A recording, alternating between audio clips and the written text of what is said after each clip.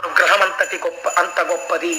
అది రక్షణనిస్తుంది, అది జ్ఞానమిస్తుంది, అది వంశాన్ని ఇస్తుంది, అది ఐశ్వర్యం ఇస్తుంది, అది భయంకరమైనటువంటి రోగాల్ని కూడా తీసేస్తుంది. అందుకే తస్మాత్ ప్రధాన పరిపూరిత భక్త కామ శృత్యాగమ ప్రణవవాచ్య నిజస్వరూప వల్లీశనాథ మమ దేహి కరావలంబం అంటూ నిత్యాన్నదాన నిరతాఖిల రోగహారీన్ తస్మాత్ ప్రధాన పరిపూరిత భక్త కామ అని అడుగుతాం కదండి.